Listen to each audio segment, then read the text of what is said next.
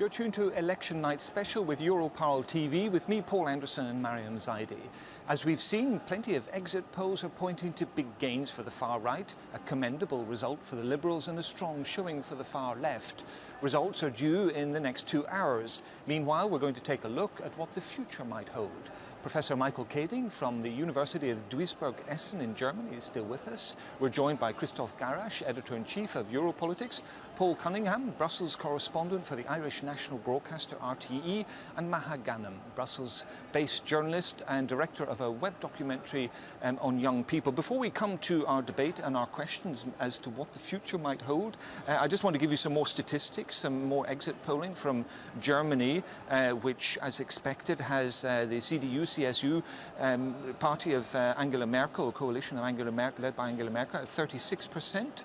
The SPD at 27.5%, the Socialists, but most remarkably, the AfD, the anti-Euro Alternative für Deutschland, at 6.5%, which will give them seats in the European Parliament. Let me turn to you, first of all, Christoph Garrasch, and ask you, you know, it's perhaps too early, but I know you know a lot about European politics. What do you think the complexion of the European Parliament is going to look like? Alors moi je pense, et les derniers sondages avant les élections montraient bizarrement deux choses. Un, évidemment avec un nombre de députés moindre par rapport à 2009, puisqu'on va passer à 751 députés, donc une majorité confortable malgré tout du groupe du Parti populaire européen et du groupe des sociaux-démocrates qui vont continuer à se partager le pouvoir. Entre 410 députés pour l'ensemble, plus une majorité confortable qui viendra donc conforter le résultat du PPE et du SND, avec les Verts, avec les libéraux, etc. Au total, qu'est-ce qui va se passer? Je pense qu'il y aura à peu près 500 eurodéputés qui seront plus ou moins pro-européens. Alors évidemment, on peut toujours faire le verre à moitié vide, le verre à moitié plein. De l'autre côté, vous allez avoir une entrée massive d'eurosceptiques. Alors, qu'est-ce qu'on met dans les eurosceptiques? People have been talking about Eurosceptics taking over the parliament, but who do we put in that category? The communists, Marine Le Pen and her friends, the UKIP. Il va y avoir donc une nouvelle arrivée We're going to see new entrants. Monsieur Farage parle de 200 députés, on verra sur le papier. We're talking Est-ce que ça va about changer la donne? 200 Moi, MEP personnellement, figure, je ne crois pas. but is this going to be a sea Do you think they change? speak about 500 pro-European, plus pro-European deputies? Do you think that they will become, what's the word, I don't want to say poisoned or polluted, but altered by the fact that there are so many more extremists? Very briefly before we move on, Christophe. Oui, alors on n'est pas au Conseil européen, on n'est pas au Conseil de l'Union, the Council of the European Union. We are at the European Parliament, so you need a majority for a vote to go through, a majority of 750 MEPs. The EPP and the Socialists and Democrats will be able to build majorities. They may work with the Liberals and the Greens on some topics. It will be possible to continue to press ahead. I'm not saying that the Eurosceptic vote, if confirmed this evening, would be completely without effect. But I do think it has been anticipated. Do you think that the work schedule and the agenda of the coming term of Parliament will be significantly altered by the outcome of these votes at all? Or will it be business as usual, because that business is already defined anyway in terms of the multi-annual financial framework and the upcoming 7-year workload of the European Commission? What's the balance here that needs to be struck? Yes, that's a very good question to the extent that, well, we have seen the 9, so to say, presidential debates on television, and here the presidential candidates, they put forward some topics they wanted to basically elaborate upon. Ukraine is very much external relations, pretty much high on the agenda. Sanctions, yes or no. More sanctions, yes or no. It's the free trade agreement issues. It's the anti-discrimination law. It's on the agenda. Okay, Paul Cunningham, let me turn to you. What are you reporting to Irish voters about, you know, what's happened over the past 4 days and what's happening now? Well, I think to a certain extent I've been listening to what the voters have been saying in Ireland, and it would appear to be a fracturing of the relationship that Irish voters have had with the European Parliament. If you look at exit polls, and that's all they are, we can't put it any higher than that, it would appear that Sinn Féin are going to win 3 seats. They never had any seats before, and they'll be joining GUE. And we have another MEP most likely, and he's most certainly anti-EU, campaigning against the Habitats Directive, campaigning against this imposition of law on Irish people. So I think there's a different mood, and that certainly comes from the question of the austerity measures which have been in place for so many years, and the difficulties that people feel, even though the headline figures like unemployment is going down, the economy is returning, and people don't feel it on the ground. And so they are fighting back, and they're exercising that in the ballot box. And that, I suspect, is a position which is reflected in many countries which also have been operating under austerity regimes. Let's take a short break and look at some of the candidates for the European Commission President as they stand at the moment.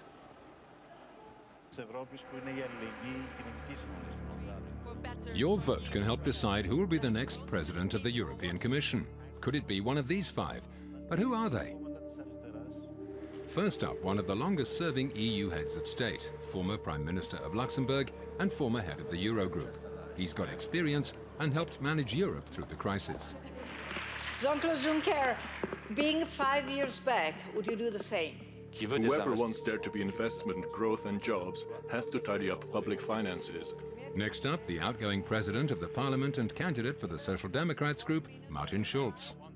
I want a European Union which is just and fair, which is putting the interest of ordinary citizens first. But is he the right man to assume the helm of Europe's executive arm? Guy Verhofstadt is the Liberal candidate and former Prime Minister of Belgium who wants more EU integration. We need a European Union who is stronger and who can defend his model against China, against India, against the US. What about the lady of the pack? German Green MEP Ska Keller has a lot of fans, but is she too green to assume the mantle of the presidency? I am fighting for Europe that cares about people more than it cares about banks. A Europe where we revive the European dream of not letting anybody fall anymore. Last but not least, we have Greek politician Alexis Tsipras. But can he really be the man for Europe, or is he focused too heavily on his own country? We will try immediately to get the Troika out of the EU institutions. The Katastroika, as we call them correctly. So, do they have you convinced? But more importantly, outside the Euro bubble, does anyone really know who this famous 5 are? And do they really offer anything new for the European project?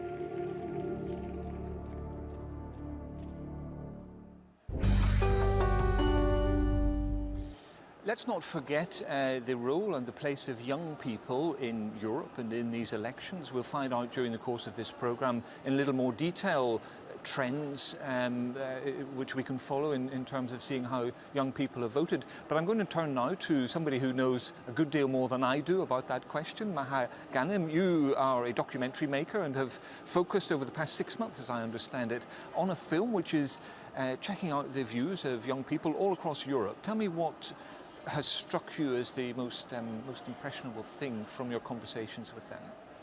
Well, first of all, I found young people, the hundreds of young people I met with, they are interested in politics. They are interested in being part of society, of life. They're not only on Twitter and Facebook taking selfies. So they're really engaged and they want to be part of society, but they don't want to do it the old way. So when politicians say, well, young people, they are not interested in politics, they're not interested in politics the way you are doing it. They want to be more included, and they don't want to have politicians turning to them only when it's elections. And do they really not feel engaged? I mean, we heard in that short video clip one of the youngest politicians in Parliament, a presidential candidate for the Greens, Ska Keller. She must speak more readily to young people than many of the other candidates. Absolutely. I was with Ska and I met a lot of young Greens, and of course they are there and they are on the ground, and you have a lot of young people that are engaged with political parties. I met young people from the Green Party, Socialists, Liberals, and last week Conservative Party in Manchester, in fact.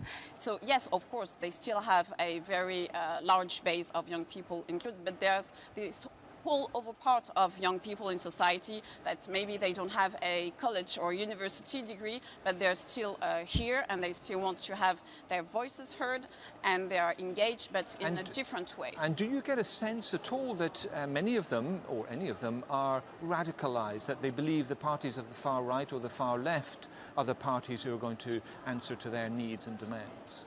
Well, yes, you have that trend because they are part of society, and you have all trends in society. So as part of society, yes, they do, some of them to some extent do believe that, but like some of them believe in the Greens political program, I would say. Okay, before we move on, I know that you met one other person who was a rather surprising person called Captain Europe, if you can believe it. Captain Europe is a Brit promoting and extolling the virtues of Europe. I mean, tell us who Captain Europe is and what he's got to say for himself. I'm sorry he's not here, by the way, tonight. We did try, we genuinely did.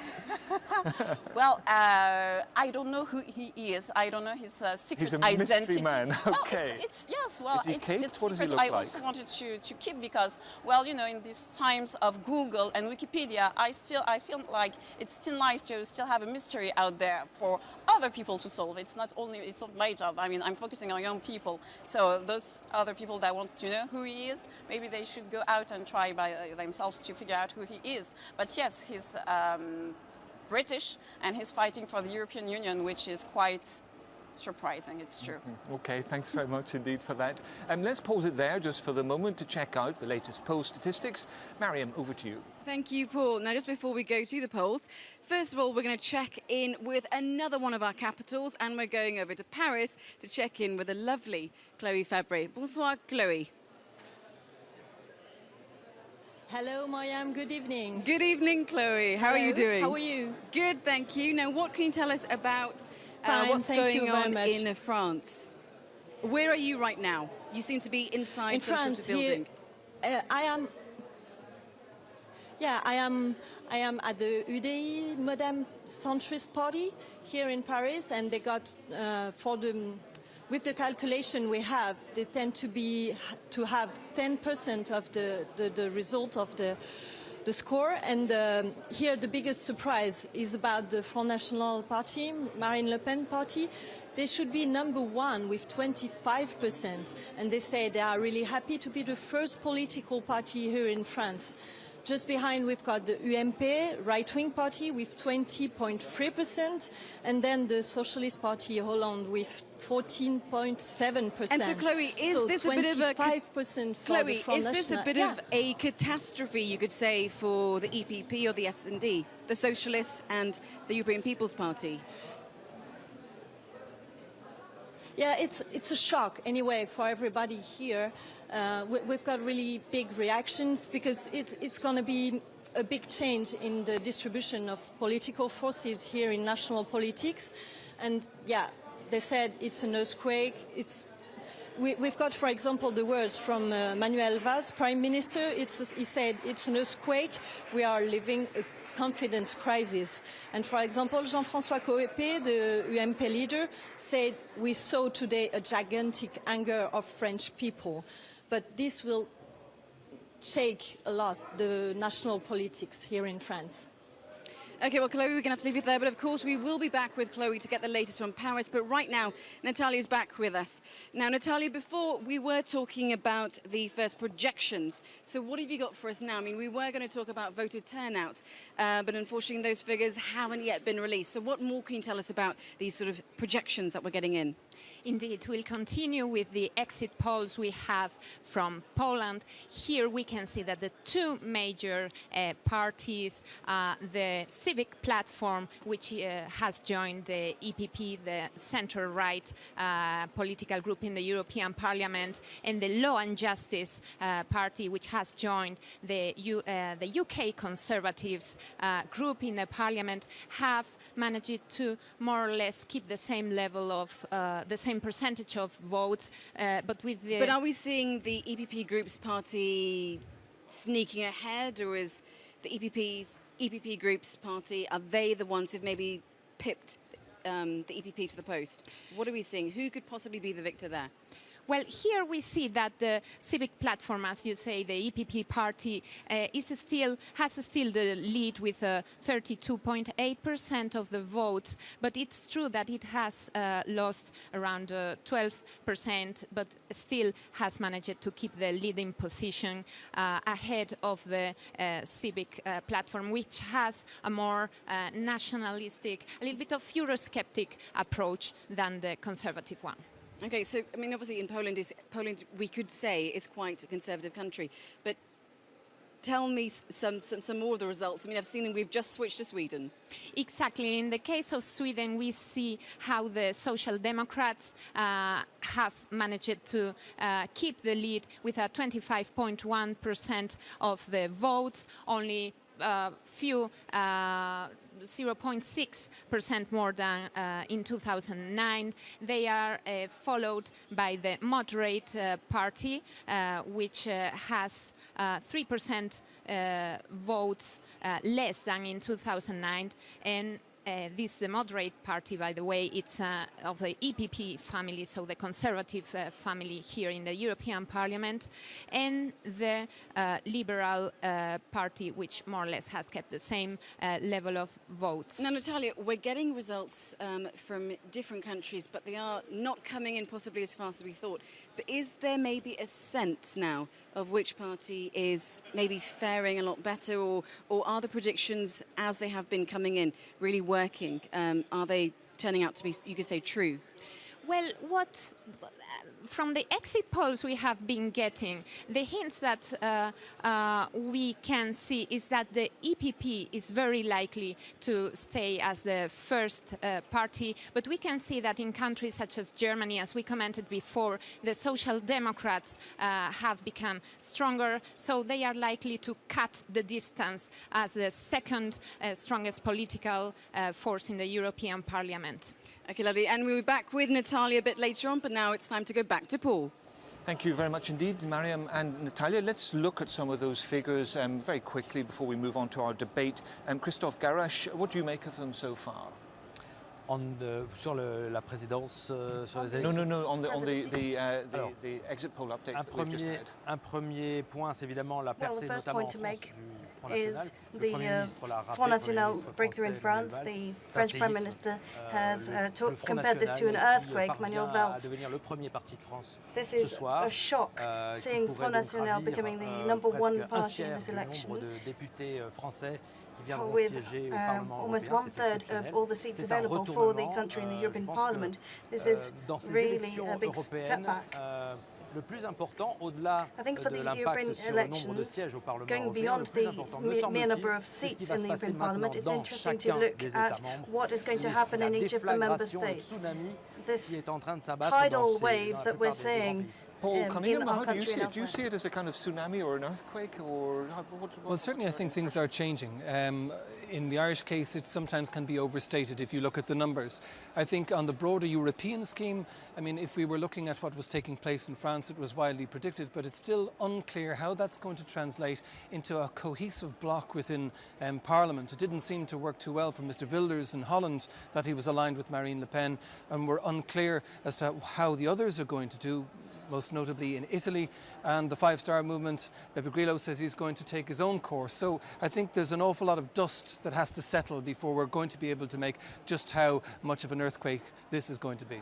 And your thoughts on the same question, Michael? Yes, I think with the Polish figures and the French, you can clearly see the complexity of EU politics now, because you see actually right now in Poland that the ruling government parties have basically lost but in the end they will gain in terms of size at the national delegation within the EPP and also the ECR. It's very, I think, because of France losing the UMP, the Italian we will see later on probably as well. Nevertheless, despite the losses of the Polish EPP party, they will nevertheless become more powerful and more influential in the EPP as a national delegation. And the same holds for Law and Justice. I mean, it will overtake the British Conservatives in the ECR with the figures we just saw.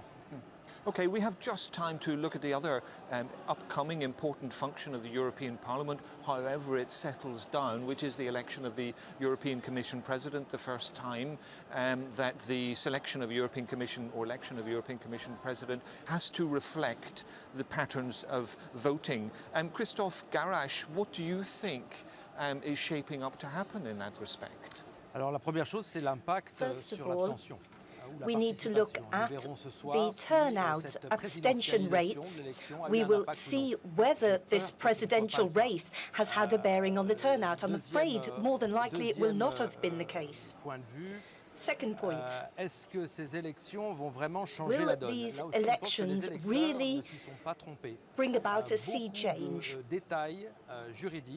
Many legal details are still unfamiliar, still unknown, so it is not clear how the new Commission President will be appointed. We don't know which party the new Commission President will belong to, what sort of majorities will be built. We don't know if the European Council will go along with this. We are here on election day and we still don't know what will happen. Do you think it's possible that a wild card could suddenly emerge? We've been living with the fact or the knowledge that 5 potential candidates are coming from here, including Mr. Jean-Claude Juncker. I think it's unlikely. We were talking about surprises. I think everyone would be delighted with it, but I think it's unlikely that a big surprise will happen. I think you mentioned earlier about the main contenders for the position of Commission President, and I think most didn't penetrate most people's minds. I think in Ireland, Martin Schulz maybe, the rest of the field not really at all. How do you think it's going to pan out, Michael Kading? Do you think that, that it will be possible to find a compromise between the different groups and the different bodies here in the Parliament to select a candidate that all can agree to? Yes, typical European compromise, however, will take some time. That's the issue. It will not be solved within a couple of weeks, and I don't think in a couple of months either. We heard about the timing on the 1st of July. There might be then the election, first of all, of the President, the new President of the European Parliament, then the constituent meeting, then full plenary in Strasbourg. And does the subsequent selection of the European Commission and the selection of the President of the European Parliament and all other the top jobs that exist in Europe, does that feed into the process right now, or does it feed in further down the line? To be very frank with you, I think the negotiations have already started, even right before the elections. I think this is just in progress. The process, it's a battle that has a struggle, if you want, between different visions about the European integration process, which started a couple of months ago already and will continue, depending on the outcome we will see later tonight, whether there will be a clear lead of the EPP or of another party group. It will depend on how long maybe this battle will last, but in the end, both feel that they have the democratic argument. The EU leaders are democratically elected and the European Parliament basically represents the voters' wishes.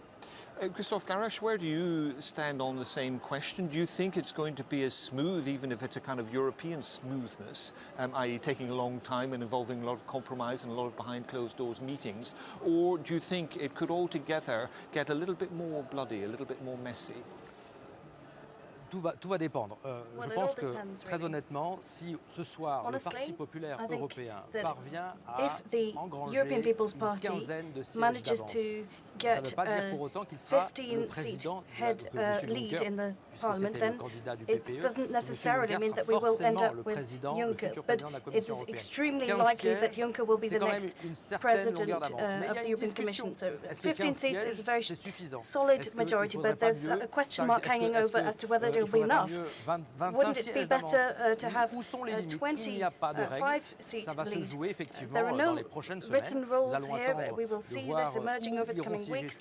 We will have to see who the elected MEPs will be, how many seats the EPP will have for Socialist Democrats. Ce n'est qu'au terme de cette course à la présidence, c'est-à-dire qui va durer encore, à mon avis, au moins 2 bonnes semaines avant qu'on puisse y voir vraiment clair. Okay, thank you all very much indeed for your contributions, much appreciated. And let's now take the pulse around Parliament with our roving reporter, Maria Marjorie. Maria, what's happening?